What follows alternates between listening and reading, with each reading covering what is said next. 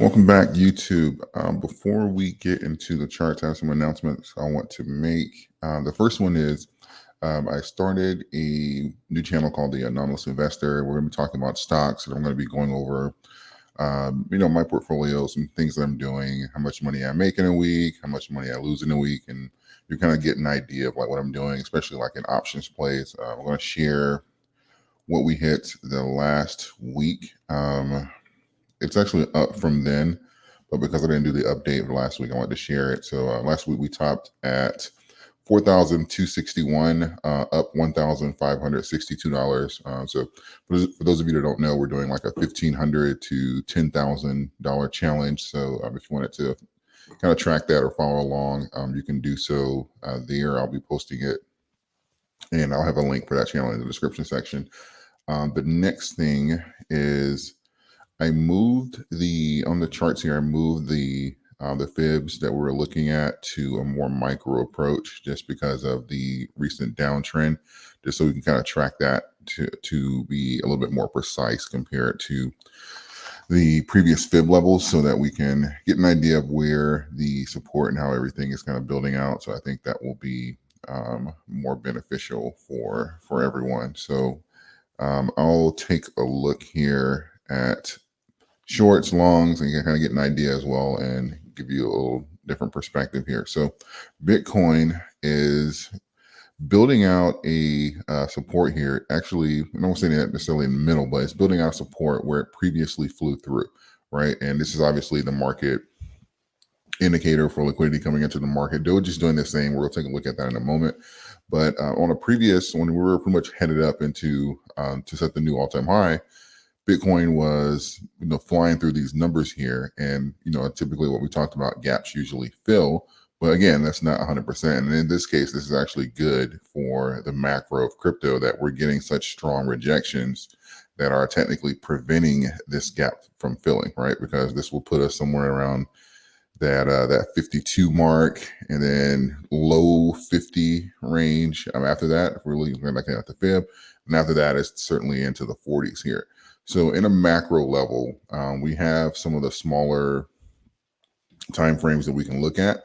But as far as for the overall bullishness of the trend, we'll be looking, what we need to do is have a retest here of this all-time high, right? And again, there's still technically time for that if you're doing the big cycles, 3-4 year cycles. There's certainly time for those runs, but that's technically what we're going to be looking for here to get some bullishness, to do some retests. And that's really across the board. We can look at some of the smaller trends, like Doge to 15 or to 18, but really the bigger trend here, as far as for the overall term that we're using for bull market, we're going to need to retest some of those previous highs. So take a look here at Binance. As I mentioned, Doge is doing the same thing, which is, previously we were blowing through these numbers and these levels here, but fib exists for a reason. So now we're setting the trend here, and not, and thank goodness it's not fulfilling itself as far as where gaps filling, and it's just filling all the way to the downside or repeating what it did to the upside. So that's not happening as of yet. And we're getting, these are strong rejections too. If you can zoom in a little bit here, if you can see the size of these wicks, I should have did this for Bitcoin as well, but these are really good rejections here from going lower, right? And we're actually closing, not where the wick ends, but obviously where the candle. So, and if you look here, if you look very closely, we've closed like the last 3 days, roughly slightly higher than the day before. So again, here, it doesn't change the fact that there needs to be a trend to do a retest of 22 if we're talking about the overall bullishness of the market. I'll do some micro targets probably later today, but this one's going to be more on macro.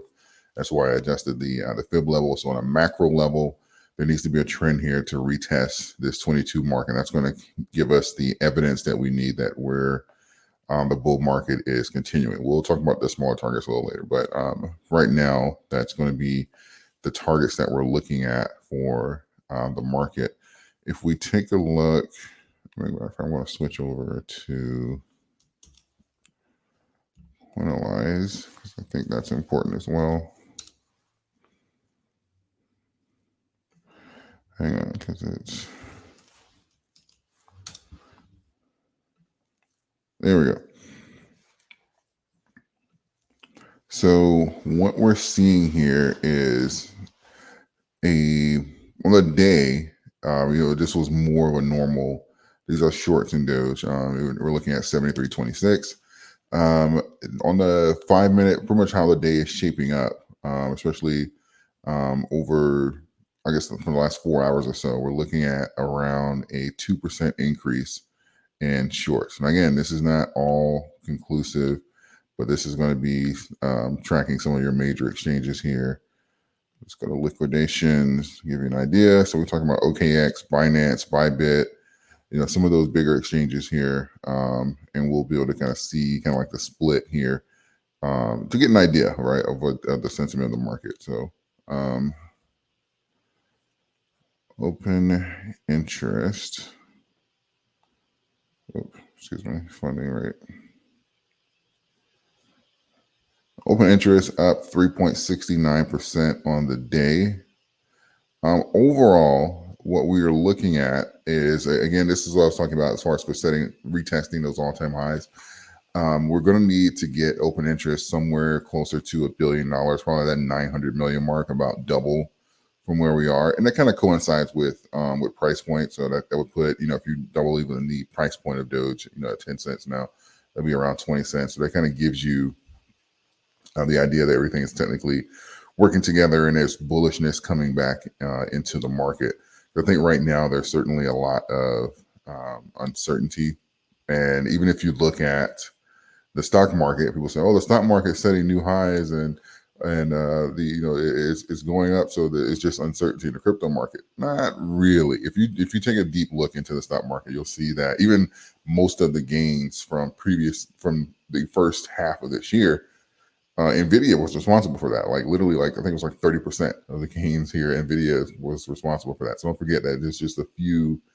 Even though it's the like the S&P 500, there's several of them, literally a handful of them that kind of push the entire market. It kind of gives you an idea, but it's not conclusive of how the entire market's doing, right? Sometimes we will see even things like today with like a Bitcoin rally, it can. Well, I'm not even Bitcoin. I say the top 10 crypto, right? Yes, it can have a rally, but that may necessarily not reflect how the entire market's doing. Because I think the market is actually green or on the verge of green. I think it's going back and forth for the day. Yeah, up 1.25%. I'm going to switch over to coin market cap so you kind of see.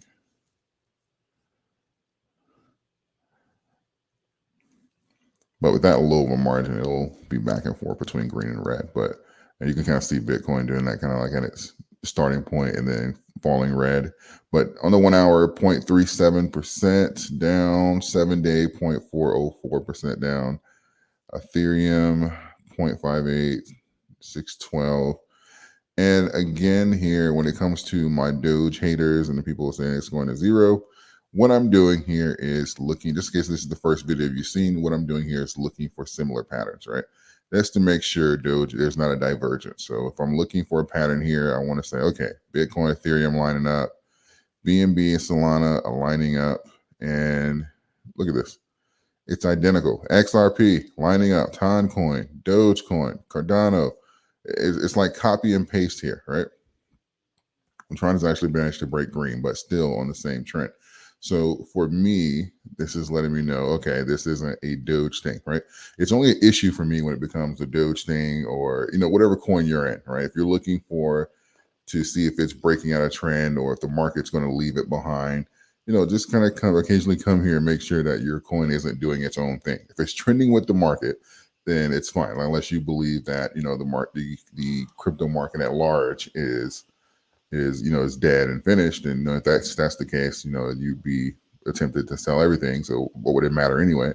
But if it's not doing its own thing and it's following the macro levels of the institutions buy and sell when they're adjusting their portfolios and it's right on time every time, then it's not that big of a deal. So yeah, you'll see like, oh, Doge is at 10 cents and Bitcoin's at 57,000, and it only, numbers wise, or percentage wise, Doge fell more.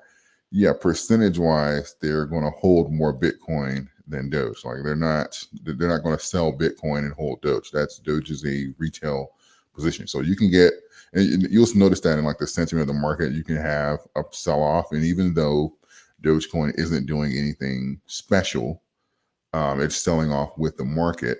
It'll feel like it's doing something special just because of the amount of retail investors in there and the panic.